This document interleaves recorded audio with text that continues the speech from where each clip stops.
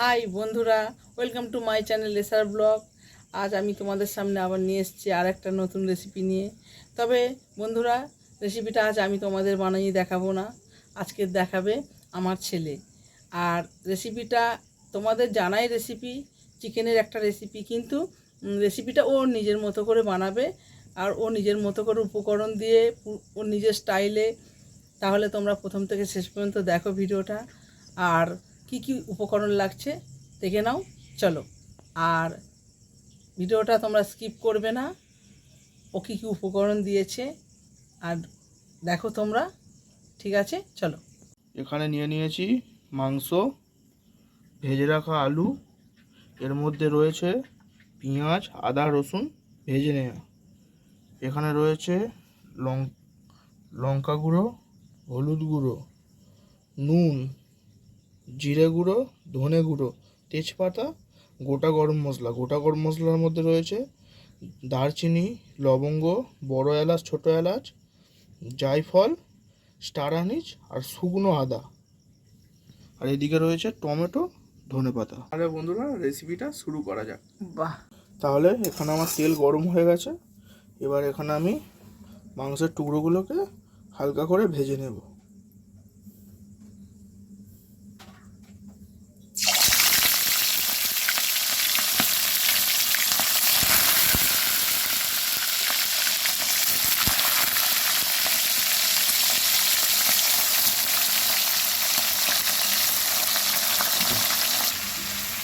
দেখুন তাহলে মাংসটাকে এরকম হালকাভাবে ভেজে নিয়েছি। এবার এই মাংসটাকে একটা পাত্রে তুলে নেব।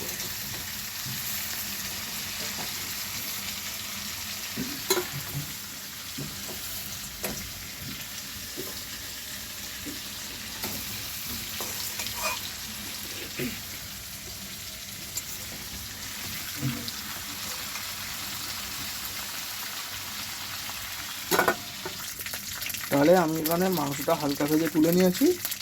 এবার এই মাংসর তেলেই দেব তেজপাতা,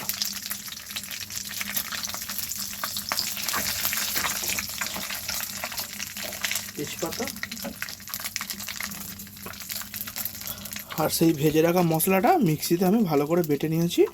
এই তেলে এটা দিয়ে দেব।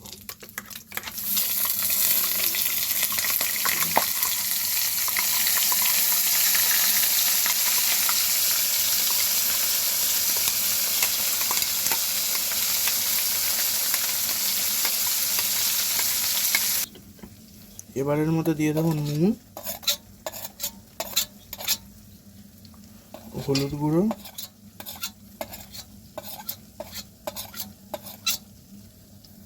লঙ্কা গুঁড়ো,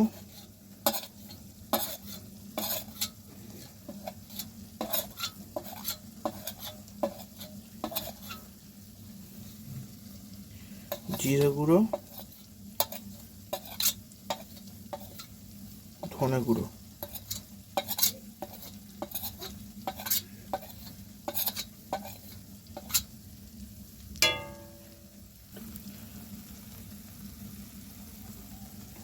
এই মশলাগুলো দিয়ে এবার আমি এটাকে ভালো করে কষে নেব।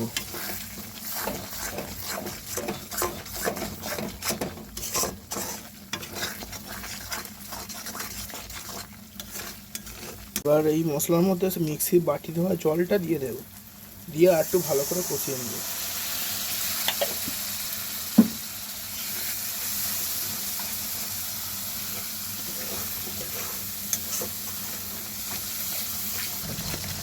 তাহলে আমার মশলাটা ভালো করে কষানো হয়ে গেছে। এবার এর মধ্যে আমি মাংসগুলো দিয়ে দেবো।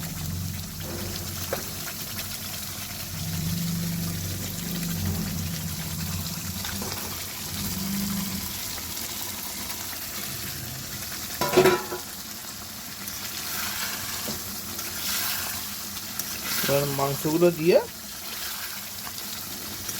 15-20 মিনিট ভালো করে কষিয়ে নেব।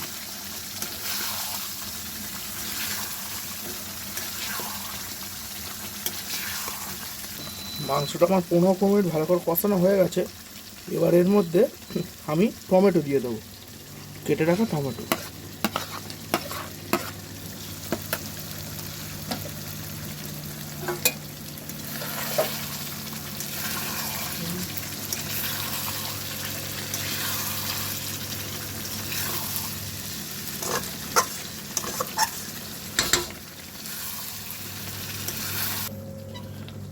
মাংসটা আমার মোটামুটি 60% কষানো হয়ে গেছে। এবার এটাকে আমি লো স্টিম করে 15 মিনিটের জন্য ঢাকা দিয়ে দেবো। তাহলে বন্ধুরা, গ্যাসটা অন করে নিলাম। এতে একটা প্যান বসিয়ে তাতে আমি গরম মশলাটা ড্রাই রোস্ট করে নেব।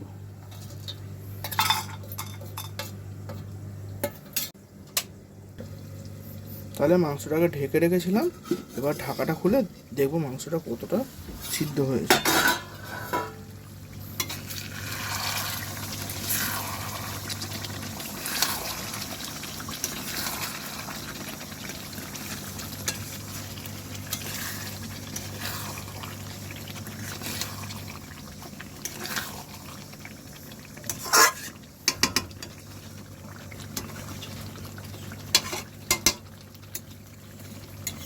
দেখতেই পাচ্ছেন মাংসটার গ্রেভিটার কালার কীরকম এসছে। মাংসটা আমার 80% কষানো কমপ্লিট হয়ে গেছে। এবার এতে আমি ভেজে রাখা আলুগুলো দিয়ে দেবো।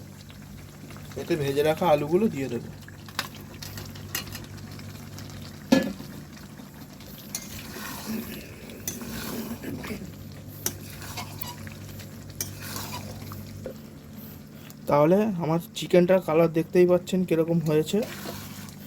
এবার আমার কষা কমপ্লিট হয়ে গেছে।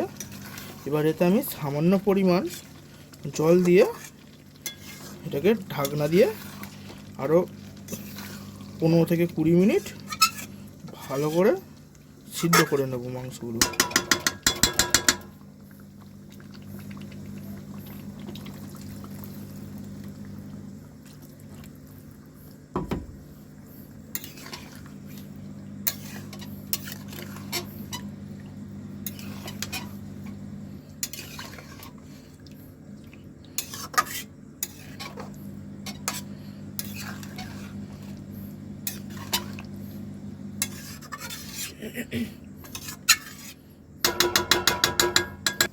তাহলে এর মধ্যে আমি সামান্য পরিমাণ জল দিয়ে দিলাম, দিয়ে এবার এটাকে ঢাকা দিয়ে লো স্টিমে 15 থেকে 20 মিনিট ভালো করে সিদ্ধ করে নেব।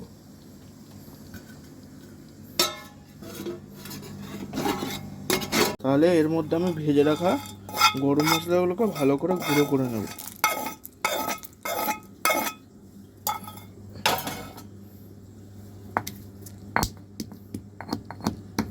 তাহলে আমার গরম মশলাটা ভালো করে গুঁড়ো হয়ে গেছে।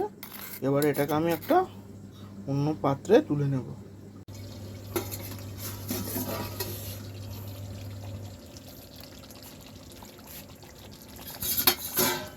তাহলে দেখুন, এখানে আমার মাংস পুরো কমপ্লিট হয়ে গেছে।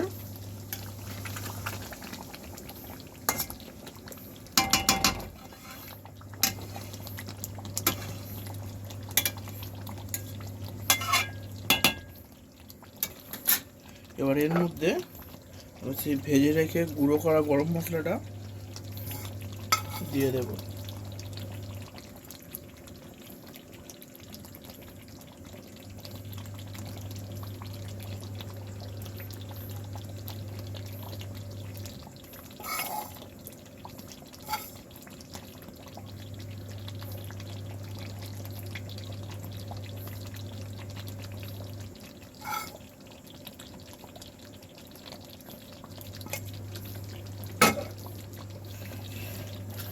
গরম মশলাটা দিয়ে আমি এটাকে ভালো করে মিক্স করে দেবো একবার।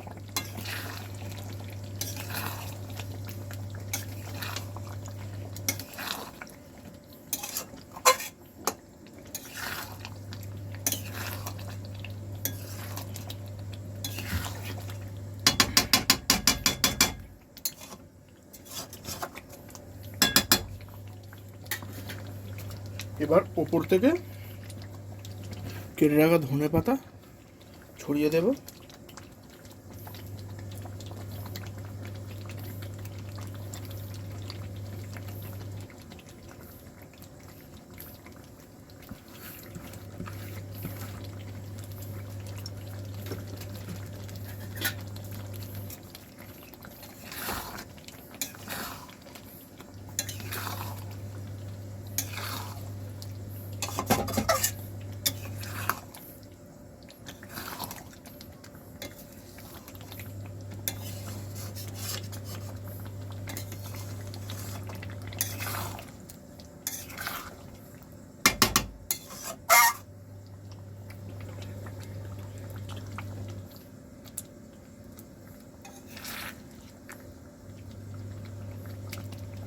তাহলে এখানে আমার মাংস কমপ্লিট হয়ে গেছে।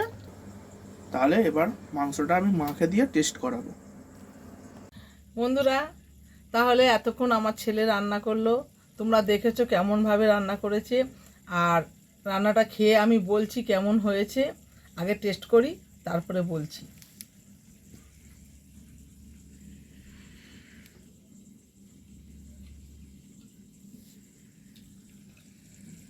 সত্যি রেসিপিটা সত্যি সুন্দর হয়েছে বন্ধুরা।